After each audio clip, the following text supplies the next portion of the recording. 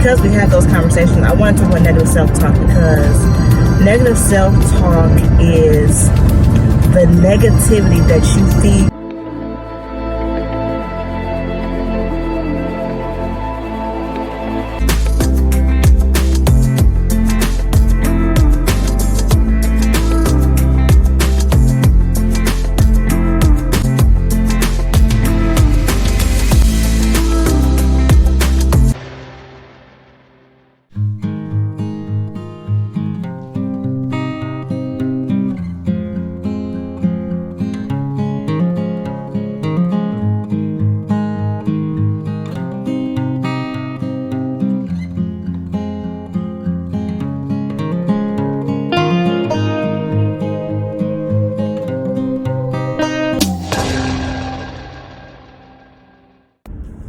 Hello everyone, and welcome back to the Chill Chat channel for another conversation.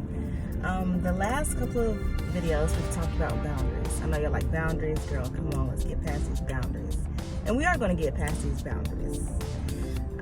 But what I want to focus on today is negative self-talk. I want to focus on negative self-talk because we have talked about boundaries, and we have talked about how it is easy for us to compromise and how it's easy for us to fall into that negative kind of thinking pattern when it comes to, can I trust myself because of things that has happened to me, or because of things that I have done to myself or to other people. Because we have those conversations, I want to talk about negative self-talk, because negative self-talk is the negativity that you feed your own mind about yourself. Nobody else has to do it, because you will do it the worst to yourself. You will constantly have negative thoughts towards yourself. You will constantly have negative hate towards yourself. You will a negative sense of perspective. And that is almost one of the worst things that you can have throughout life in general, but also because we have been talking about boundaries. If you have a lot of negative self-talk, for one, like we was talking about, if you don't know yourself enough to be able to create a boundary and keep a boundary, and if you don't trust yourself enough to be able to set a boundary and actually follow through with the boundary, you're going to find yourself either questioning the power of a boundary, or you're going to question yourself as an individual person. And when you start to go against your own self, a lot of negative self-talk can increase, because you want to make sure you know that you wasn't good enough to either set that boundary or keep that boundary, or you wasn't good enough to do this, or you wasn't good enough to do that. There is many things in our lives that we, outside of boundaries, that we set goals for. We set a goal to, I want to make sure I finish school. I want to make sure I get married. I want to make sure I have children. I want to have the best relationship possible. I want to make sure that I volunteer a couple of times a year. I want to make sure that no one ever hurts me again. Like, we have all these expectations on life. We have all these goals that we put out that we don't necessarily fulfill, whether it be through fear or procrastination or self-doubt or the lack of support or the lack of resources or the lack of financial stability. Whatever the reason may be, there are a lot of things that we're setting out for ourselves that we are not able to accomplish for whatever reason. And when we fall into the negative thinking trap of, I'm not good enough, or you're going to beat yourself up because I didn't do this or I didn't do that, negative self-talk literally becomes your downfall, because you're feeding yourself the perception that I am bad, or the perception that I am not successful, or I am not worthy of anything good to come to me. You start thinking all of these negative thoughts towards yourself because you simply did not achieve what you set out to achieve. Another thing about negative self-talk is the fact that it does have the power to influence those around you. So there is never going to be a time that you do something that it only affects you. It's just a fact. Everything you do has the potential to affect everyone that is around you, everyone who enters into your space, everyone who is connected to you, or even those who are not connected to you. He can make a decision to not show up to work one day, and yeah, we may have got off the day here, your boss may have approved it, but you have to think about all those who now have to fill your space for whatever job duty you're doing. Now you have to have someone to fill your space. You have to have all those hours accounted for. You have to have, whoever you're working with, your clients, whatever population you're working with, they're also affected by you not showing up for the day. So that's just a simple example because, work universal, so it's something that's popular for everyone, not everyone, but most people. And so that's just the easy way to put it. What you do does not only affect you. So when you are feeding yourself with negativity, what you're doing is you're causing yourself to have a negative attitude and a negative vibe about yourself. And no one wants to be around negative Nancy. You wanna know why? Because misery loves company. And your negative self, because you're not going to want to be alone, you're going to try to pull someone else into your little negative trap. And then it's just going to be a down spiral of negativity. And then everybody in the room going to be negative. And then that one positive person will come in the room like, dang, what's up with y'all? Like, I don't even know, man. I just feel weird all of a sudden. I just feel like drained all of a sudden. You don't even realize what's happening within yourself, the influence that has caught on to you. Because that's what negativity does. Negativity has a way of engulfing people into its bubble and sucking them in and influencing them to be just as negative as the person who's spread off that energy. So whatever you're doing, whatever you do, it does not only just affect you, it affects everyone around you, everyone in your circle, everyone outside of your circle. Like, I could say as a teacher, if I came in with a negative attitude and I expect my clients to be positive and actually want to learn something, I can't really expect that from them, because what I'm putting off is probably that I don't care. They're probably going to get tired of me getting attitude with them, and so they're not going to be able to focus. For one, I'm not going to be my regular self because I'm used to like really goofy and playful with them, and so for me to come in with a negative attitude, they're gonna be looking at me like, what is wrong with you? Like, this is not right. This is not Miss Renessa. Like, what's going on?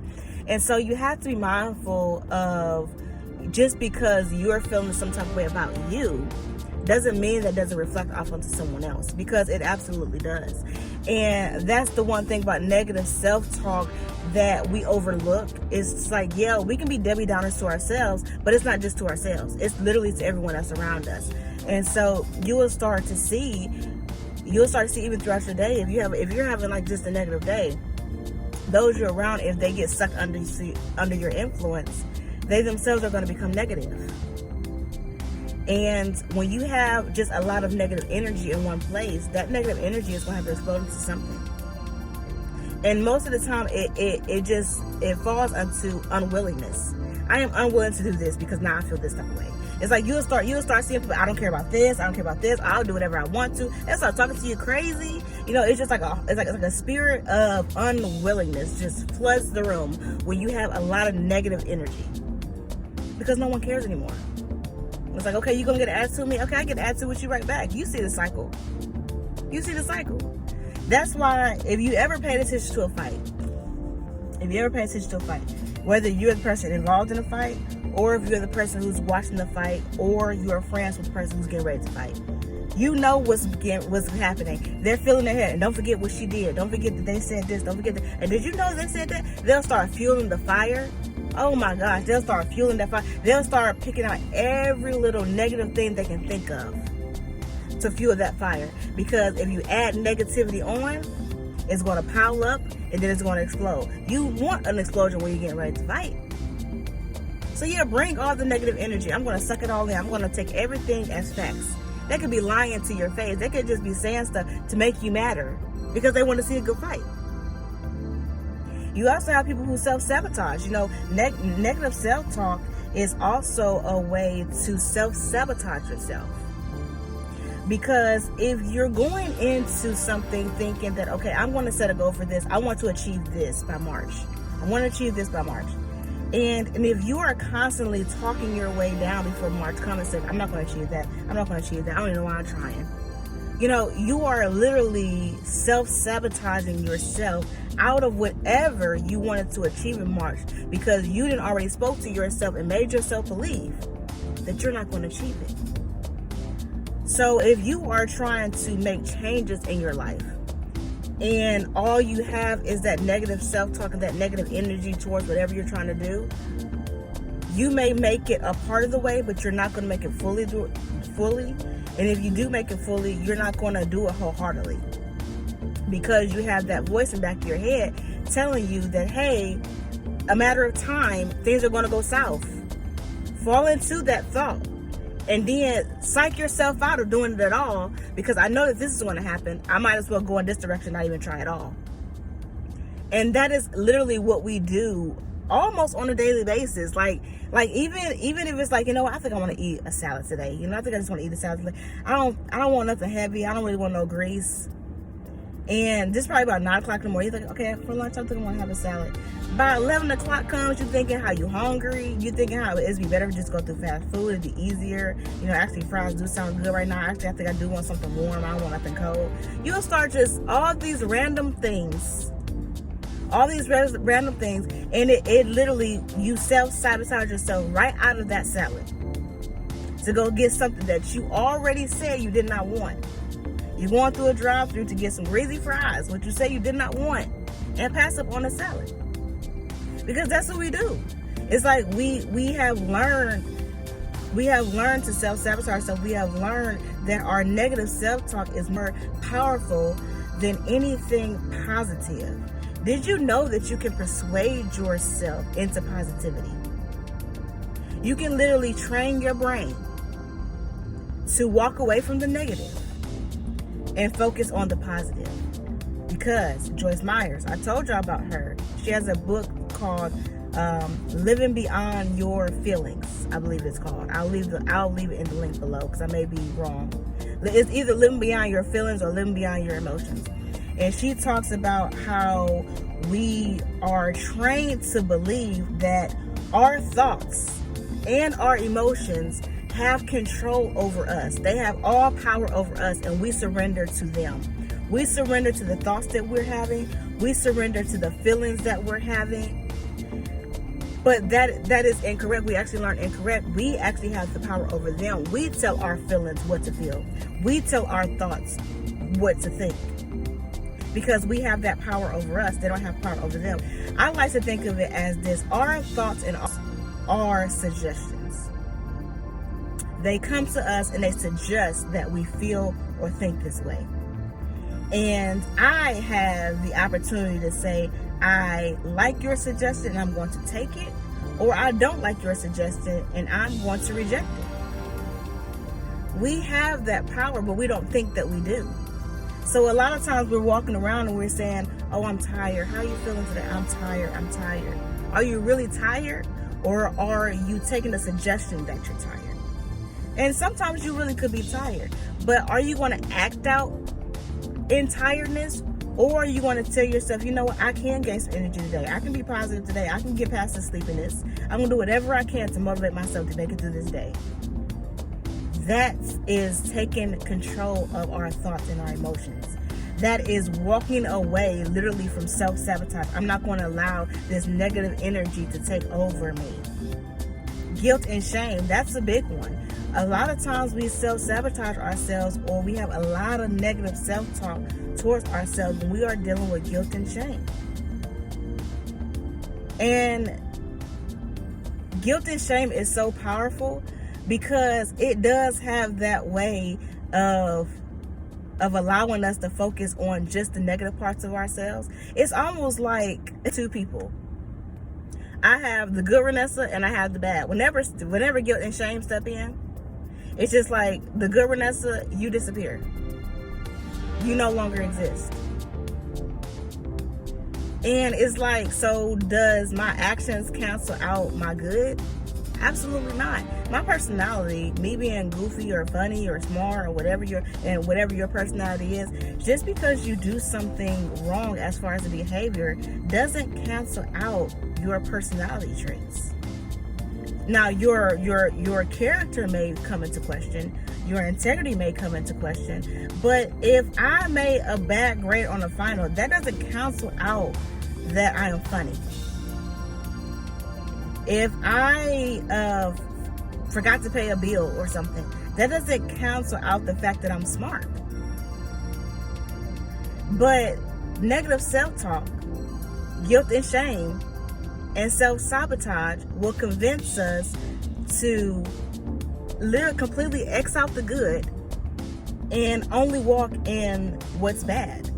So we're constantly feeding ourselves and persuading ourselves that we are worse off than we are because we only can focus on the negative and there's no positivity that can shine through.